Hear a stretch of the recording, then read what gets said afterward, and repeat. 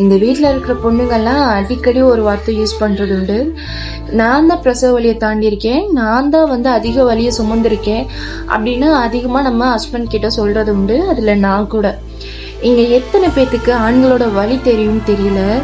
நம்மளே பிரசவ அறையில் கூட்டிகிட்டு போயிடுவாங்க. ஆனால் வெளியே உட்காந்துட்டு அவங்களுக்கு உள்ள நடக்கிற அந்த ஒரு விஷயம், ஒரு போராட்டம் அது வேற யார்கிட்டயுமே சொல்ல முடியாது. கையிலிருந்து தலையிலிருந்து உச்சங்கால் வரையும் நடுவும் பார்த்துக்கோங்க, வேர்த்து ஊத்திட்டே இருக்கும். அதிகமா ஹார்ட் பீட் லப்டப்னு துடிக்கும். நம்மளோட மனைவி உள்ள போயிட்டா என்ன ஆயிருமோ ஏதாயிருமோன்னு ஒவ்வொரு ஆணும் குழந்தைய விட நம்மளோட மனைவிக்கு எதுவும் ஆயிருமோன்னு நினைச்சதுதான் அதிகம். இனிமேலும் யாரும் அந்த மாதிரி ஒரு வார்த்தை யூஸ் பண்ணாதீங்க. நம்ம எந்த அளவுக்கு பிரசவ வலியை தாங்குறோமோ அதே வழியா அவங்க மனதால சுமப்பாங்க. இது எல்லாருக்குமே நடந்திருக்கு. பர்சனலி எனக்கும் நடந்திருக்கு.